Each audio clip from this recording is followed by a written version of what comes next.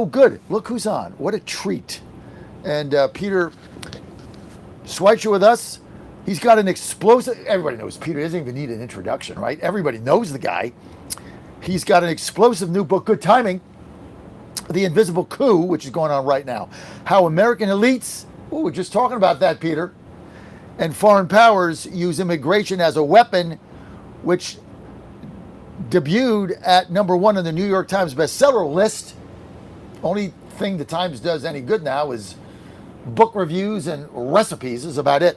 So Peter's on that list. He's been receiving massive attention for the bombshells exposed within the book. Peter, thanks for being with us. Hey, John, great to be with you. Thanks so much for having me. Your timing today is impeccable. We didn't plan it this way. It's just the way God works, because we're blasting the elites again on this show, which is basically all we do. But your book here, you nailed it.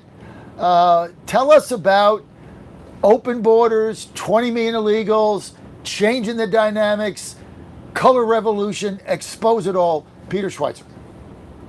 Yeah, John, a lot of the debate about immigration in our country has been about wages and about safety on our streets, which is all really, really important. But we have to step back and look at the larger issue as to why is it actually happening? Why did they open the borders?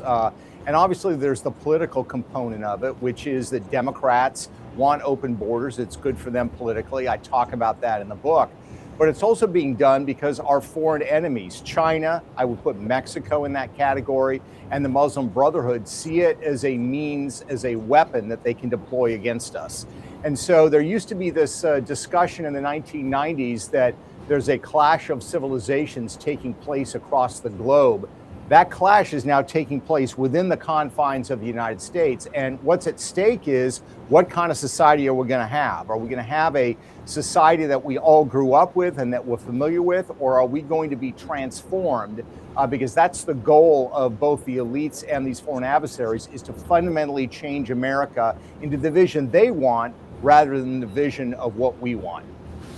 Well, what they wanted was to flood the zone with illegals, right, coming into blue sanctuary cities, and forget about them voting. That was going to come later, but the immediate benefit they had is changing the electoral college, because the more people, when they were counted in the census in these blue states, they get another congressional seat at the expense of like an Iowa or something like that. Didn't that play into the decision to open up the borders? You nailed it, John. And the numbers are kind of shocking. If you look at the number of illegals in California, for example, the estimates are that California has between 4 and 7 more congressional seats than they would otherwise. So you take that conservative number of 4 congressional seats. That may not seem like a lot. That means, however, that with those 4 congressional seats, illegals in California have a larger congressional delegation than 13 different U.S. states.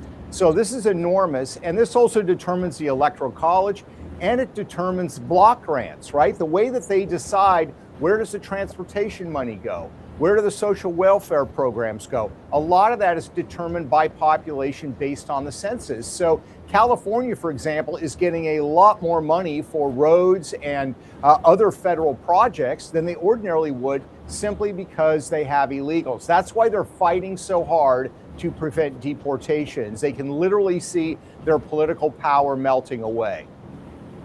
So you've got the SAVE Act. I mean, you laid it out, right? Exactly what Obama's plan was. Remember, he said, give me 30 million new people and I'll transform America. You never recognize it. Remember that? Remember that statement? Yep. Well, he got it, and that's happening. And you're exposing it now for what it is, but yet you got a SAVE Act, which would, lend itself to stopping what the purpose of this was. But you got Republicans in the Senate that, even though the filibuster is going to go away in 2 hours when the Democrats take over, won't do it. Why? Yeah, it's a great question. I mean, some of them cling to the traditions of the Senate, which, of course, the Democrats a long time ago abandoned. We all know Harry Reid used the so-called nuclear option when he was in leadership. And you're right, if the Democrats take over the Senate, they are going to blow it up too. So they cling to this sort of old notion that we need to respect the institutions of the Senate.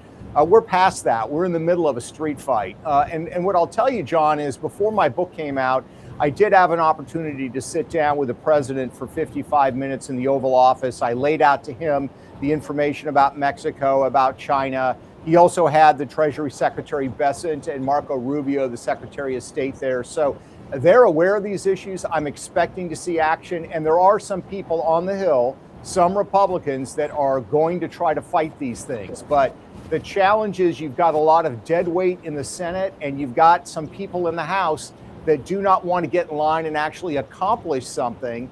They want to bloviate. They want to draw attention to themselves. They want to collect donor dollars that they ordinarily wouldn't get. And we need to call them out. I've been doing that my whole career. You've been doing the same thing. We need to continue to call them out. That's the only way we're going to get things done. Oh, there's no question about it. Now, tell me about, you're mentioning Mexico, and how is Mexico working with militants on U.S. soil to foment unrest and illegal immigration?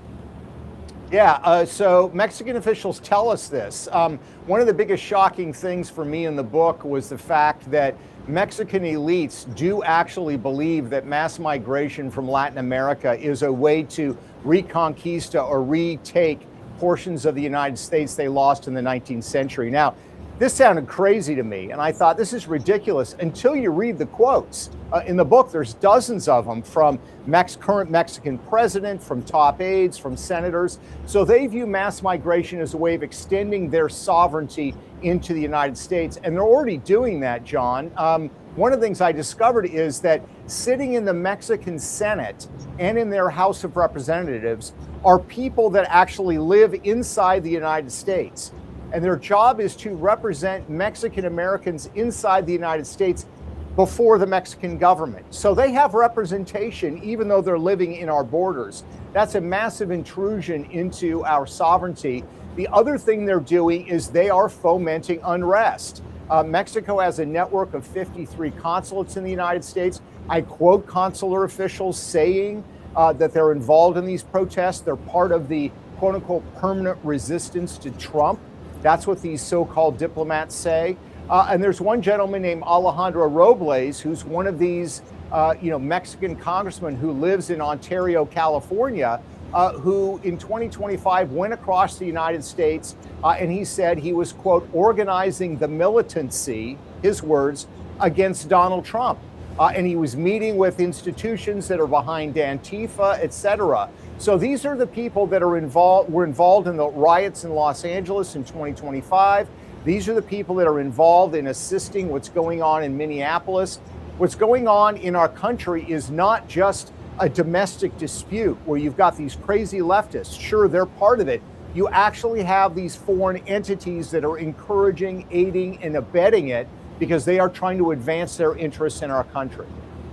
So, Peter, tell us about how the move towards Islam fits in. I mean, yesterday you had, or 2 days ago, you had the mayor of New York, Zohran Mamdani, unbelievable, saying, we really need to follow the Quran. If we do that, we're going to be a more peaceful people. And the Quran says should be no borders, and everybody should be able to go to whatever country they want, and we need to follow that. We've got a movement now in Texas where there's an Islamist movement there. People want Sharia law. Tie that in for us. Yeah, the Muslim Brotherhood and other radical Islamist groups are also part of this invisible coup. Mamdani is a success story for them. And again, these are not my words. These are the quotes from radicals who saw Mamdani as an opportunity to bring an Islamist to power in New York City. And they had discussions, going back to 2021, 2022, saying, look, we roughly have, by their estimate, in their words, 10 to 12% of the voting population in New York City, meaning Muslims. They said that's all we need. The average American does not vote in primaries, more vote in general elections, but not that many. If we have 10 or 12% of the population, we have critical mass. So we need to find somebody. And the person they found, again, according to their own words, was Mamdani. So when he decided he was going to run for mayor in the Democratic race, he not only got financial support from Islamists in the United States, there's an international connection. As I point out in the book, the newspaper for Hezbollah, the terrorist organization in Lebanon, ran a story on Mamdani's campaign saying, this is a tremendous opportunity for us. And John, they even said this guy, he was not born in the United States, he couldn't become president, but in a future administration, he could go from being mayor of New York to being the secretary of the Department of Homeland Security. Now, why would a terrorist organization say we want this guy to be secretary of the Department of Homeland Security? I think we know the answer to that. And the same thing with the Iranian press, by the way. The Iranians were cheering him on. So again, these are not just things that are happening in New York. There is a global war of civilization taking place within our borders, and Islamists see mass migration as a means for achieving it. It's a weapon. It's not something organic that just happens. So why don't we do anything about it? Good question. Part of it is you've got the business community that is looking at dollars and says we want cheap labor and we want global markets. It's the same reason you had this ridiculous halftime show during the Super Bowl. The NFL says we're worried about a global audience. We're not worried about people within the United States. I think Trump's biggest success has been in immigration. It was sealing the border, which was an important first step. The next step needs to be going after these political networks in the United States and dismantling them. Because again, their goal here is to undermine the United States and advance their political interests, which, by the way, align very nicely with the modern day Democratic Party. So, I mean, when you went to the Oval Office and you talked to the president and you talked to Scott Bessent, what did they say? Like, what were they going to do about this? Yeah, I unfortunately, I can't go into details on that. What I will say is this, okay? They asked very specific questions. They were taking notes. The president was very engaged, and I was very encouraged leaving the meeting. I think what we can expect to see is more push on birthright citizenship. We haven't even talked about that. That is a massive industrial scale exploitation by the Chinese. You know, that's the idea that if you're born here, you're granted automatic citizenship. The Chinese on a mass scale have engaged in birth tourism, where they fly a pregnant mother here, they go back to China where the child is raised, but when they're 18, guess what? They're gonna get to vote in our elections even though they've never really lived here. China has right now, by their own estimates, more than 1 million US citizens, I'm gonna put that in air quotes, US citizens that were born here by birthright citizenship but are being raised in China. They're gonna be able to vote when they turn 18 from China. This is the issue the Supreme Court's taking up. One of the things that came out of that meeting is they're gonna be incorporating the material from the book and the arguments that the administration is making before the Supreme Court. It's absolutely vital that the court comes down and says, yes, the president and Congress can restrict this birthright citizenship issue, because if we don't, I'm sorry, John, it's over. It's over, because there are literally millions of people that are quote unquote US citizens that have never lived here, that are living overseas. They're going to be voting in our elections, and that wave is going to start to crest beginning in 2030. It's unbelievable. I mean, it's absolutely unbelievable. How do you think the Supreme Court is going to rule on this? It's a good question. So you have I think guys like Clarence Thomas and others are going to have a very realistic, sober view of what's going on and saying, yeah, the Constitution's not a suicide pact, as was famously said. It's going to come down to guys like Roberts, who have a real belief in precedent. There was a case involving birthright citizenship in the late 1800s. That involved the gentleman that was born here, went back and lived in China, and then came back to the United States. But he had lived here for a sizable portion of time before he left for China. I cannot imagine that even somebody like John Roberts would say a child that's, by the way, the child of the Chinese elite, because these are military officers, intelligence officers that are flying their wives here and having them give birth. I can't imagine that they would say a infant that lived here for a week before they were capable of getting on a plane and was raised in China, that person should be allowed to vote in our elections, having lived in China their entire lives. I just cannot imagine it, but they do crazy things. So I'm very worried about it, but we've got to continue to press this issue. What about the census issue? I mean, the Supreme Court ruling that that illegals should be counted in the census, which is why Biden and Obama opened the borders.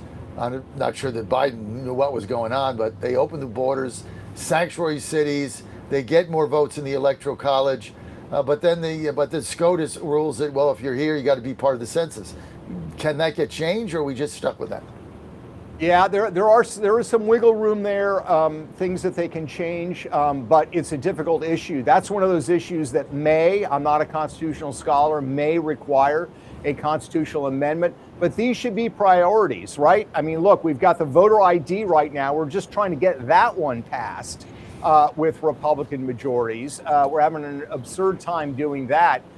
These are fundamental core issues for the future of the country. And when you look at what the Mexican leadership is saying, they are very optimistic. In December of 2024, John, a top aide to Sheinbaum issued a report that said, and I quote, "There are now 39.9 million Mexicans living in the United States. We are retaking the territory that was stolen from us," end quote.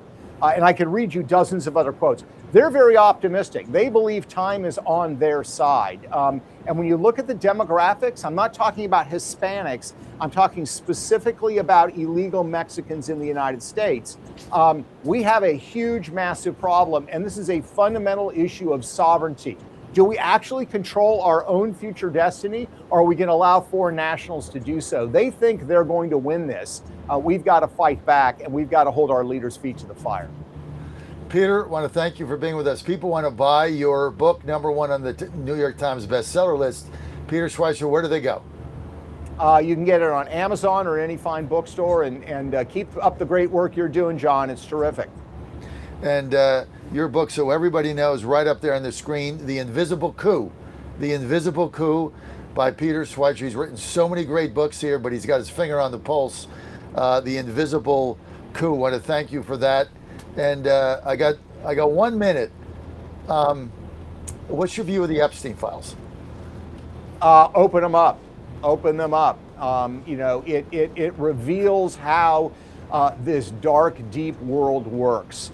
And the reality for all the sermonizing that a lot of these people, guys like Noam Chomsky, talking about, the immoral, rich, corrupt people, they're part of them. So I reveal it. The only thing you want to protect are victims, people that were real victims, the girls involved, for example. Otherwise, open it completely up. That is the only solution here, and that's been my position from the beginning. Well, you were right from the beginning, and we're losing our Zoomer vote in droves if we don't do this. And I'm telling you, I talk to them all the time, and I've never seen a reaction like this. These are our young voters, and they're pissed.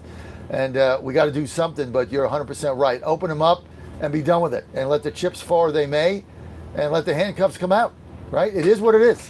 All right, Peter, Absolutely. Thank you. We're going to be right back. We got McGowan here. We got the other Chris, what's your last name? Hupke. We got Chris Hupke, Chris McGowan, all coming up right here on the John Fredericks Media Network, trucking the truth across America. Thank you.